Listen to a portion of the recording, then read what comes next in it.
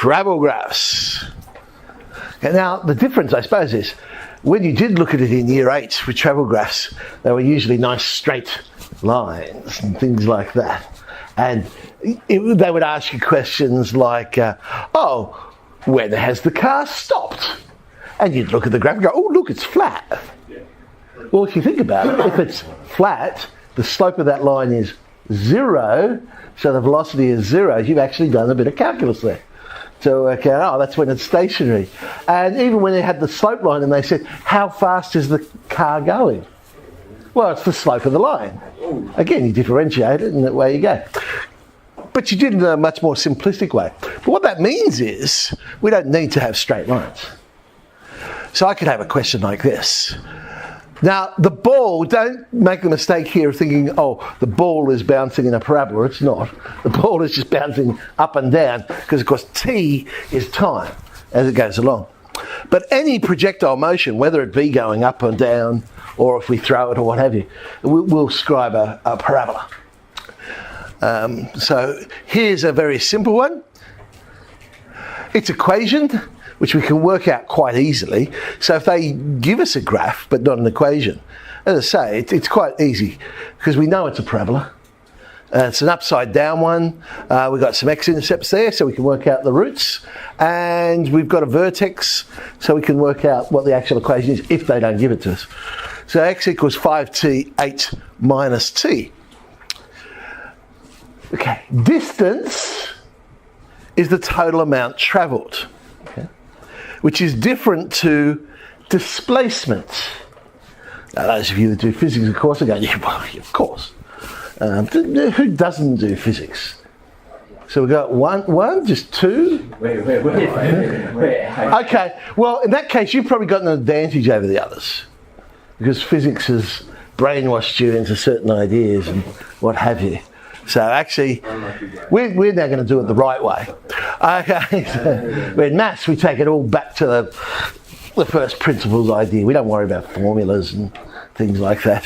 S equals ut plus half at squared. What's that? We don't know what that is. Okay? But at the end of the day, it is derived from calculus. See? Anyway, back to what I was talking about. Displacement is different from distance because it's just how far have we moved from the starting point. So you might actually travel great distances, but your displacement might be small. So if we say find the height of the ball after 1 second, well, we can read off our graph or sub it into the formula. It's a very simple question, 35. At what other times is the ball the same height above the ground? So again, we can read off the graph, or we can solve the resulting quadratic. Eventually, there it is. So, well, we already know 1 second, so the other time must be 7 seconds. So very, I guess, basic sort of questions at this stage. Velocity. Velocity is the change in displacement over the change in time. Looks quite familiar, that formula. It is indeed the slope formula. So if we said find the average velocity during the first second. Okay. Well, as I say, it is basically the slope formula. So we have 2 points when t equals 0 and t equals 1, and we work out what was at 35, and of course initially it was at 0, and we can see the average velocity just during that first second was 35 metres per second. If I had to find it during the 5th second, so you got to be careful, think about when is the 5th second. The 5th second is when you travel from t equals 4 to t equals 5. So work out where it is at t equals 4, we get 80. T equals 5, it's 75. So again, we can plug it in the formula. So the average velocity is actually -5. And again, this brings up the difference between, in this case, velocity and speed.